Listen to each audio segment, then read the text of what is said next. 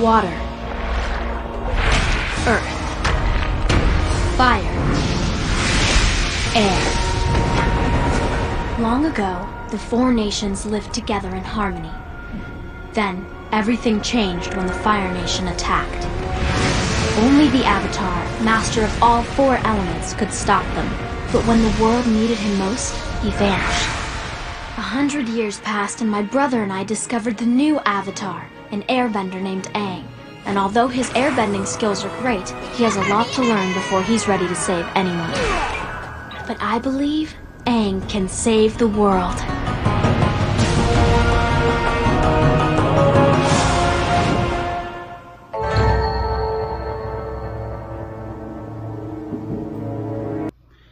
Hello again, welcome back to the Avatar Vlogs. This is episode 13, The Blue Spirit, and yeah, you might notice I'm in a bit of a different location. That's just because I'm visiting my mom right now, and I still wanted to get these episodes out, so just using a background. I'm sure you're happy you're getting something different than a bunch of DVDs on like whichever side of my shoulder that doesn't even look good, so there's that.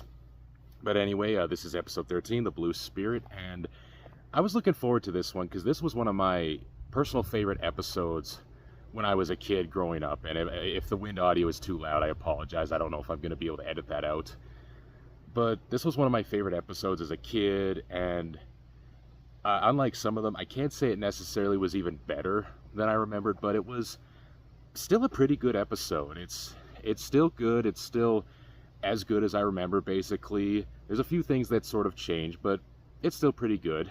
So in this episode, the main focus is that Team Avatar is getting a little sick from the storm that happened in the previous episode. Sokka is down so bad with the sickness that he's starting to hallucinate, which is sort of one of the weirder running themes in this show, where Sokka will get sick and he starts to hallucinate to the point where he thinks Appa can talk and that Katara is a princess, which she technically is, but we'll get to that at another point.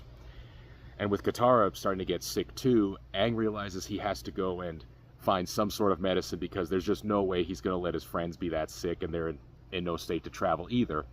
So he travels to the top of a mountain to meet a herbalist who tells him that he has to get some frozen wood frogs. You suck on them, and apparently the secretion from their skin will cure more or less any ailment. I don't know if that's true in real life, and also I really recommend you don't go around finding frogs or toads to lick in any capacity, because that can never lead to anything good.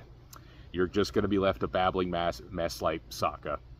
And meanwhile, in plot B, Zhao is continuing his hunt for the Avatar, and he's recently employed the help of the Yuan archers, which has become much more easier as Zhao has officially been promoted from commander to admiral. He is now basically the supreme commander of the Fire Nation Navy, and more or less any other resources he can get his hands on. And with such unlimited resources, he is now the single biggest threat to Aang and his friends, and to Zuko in his hunt for the Avatar.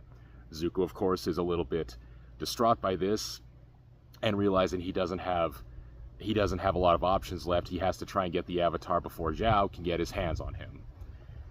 Aang is eventually captured by Zhao and the Yuan archers, and now it's up to a mysterious figure to help him escape.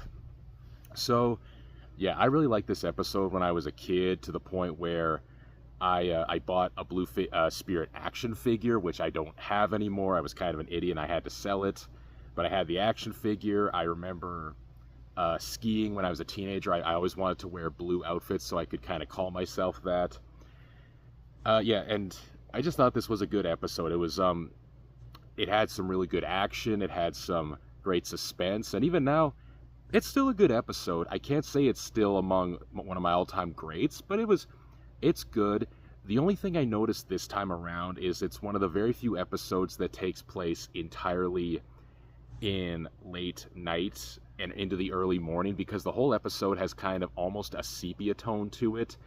Not quite sepia tone like Wizard of Oz, where it's brown and white, but rather the light is very dim on this episode because it takes place, again, from dusk till dawn, and consequently the animation has to be a little darker. I don't know if that was an attempt to save money, because sometimes when you do tricks like that in animation, it's an attempt to save money, but I will say, when I was watching this episode, I was also walking my mom's dog at the time, so I had to just watch it on my phone.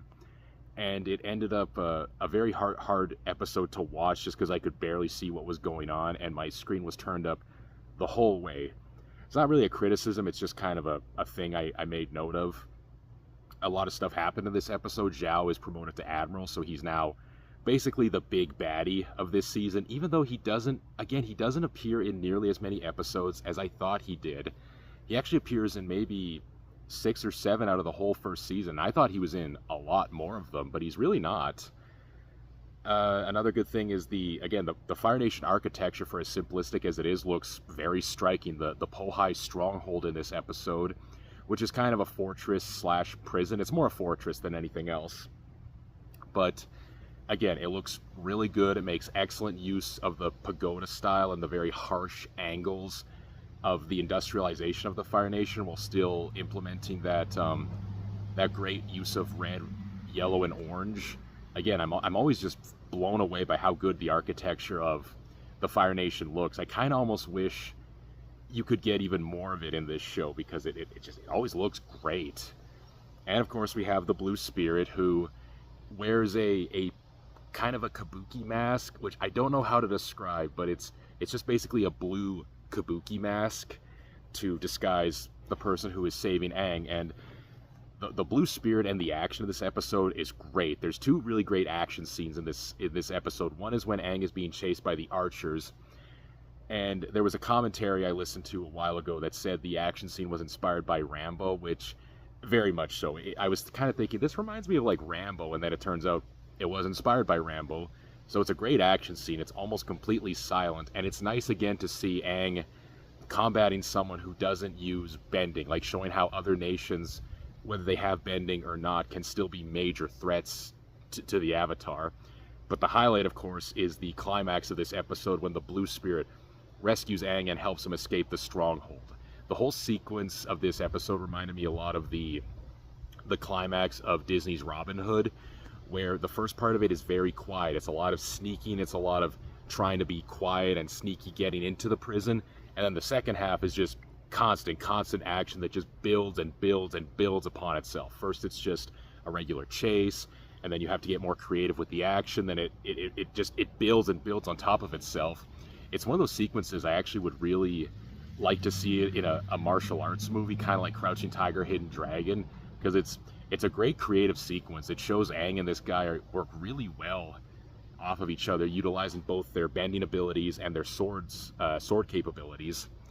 So it's a great action scene, and there's kind of a twist reveal about who the Blue Spirit is, which I won't give away here. Actually, you know what? I will give it away here, because it's kind of an important theme to the show. So it turns out that the Blue Spirit is Zuko. I'll be very honest, the twist doesn't make a lot of sense now, because there's a scene very early in the episode where they pan up to a shot and they see the Blue Spirit is looking down at somebody, and if that was Zuko the whole time, there shouldn't have been. There's another scene later where Zuko is getting information that Zhao's been promoted to Admiral, and Zuko's acting surprised about this. Now, I don't know if the direction of the episode was a little off, like maybe they took some scenes out of order, but yeah, that's the one element I'm like, well, if he was already the Spirit, then how does it make sense that he didn't know this stuff was happening?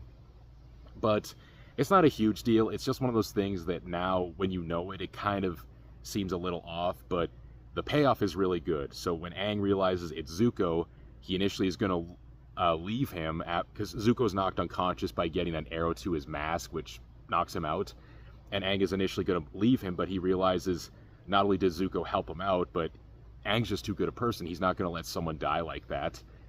And then he has a conversation with Zuko saying how in the past, before the war started, he had friends all over the world, including the Fire Nation, and kind of questions in another time if they could have been friends too, to which Zuko attacks him. Aang gets away, it's all good, but it's another one of those great scenes kind of in the storm where it's just intertwining the destinies of these 2 characters and showing how, again, in another time, things could have been different. It's a great what-if scenario.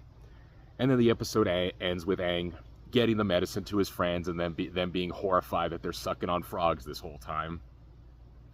And it comes to an end. Really good episode. I did like how it tied in the continuity of the very last episode into this one. Kind of, again, showing how the story is a lot more deep and dynamic than you might initially think. And, yeah, not as good as... Not better than I remember, but it's about on par with what I remember. It's still a pretty good episode. I still love the action, love the atmosphere. And, yeah, not a ton else to say about it. With that said, I'll see you in the next one, and onwards and upwards, my friends.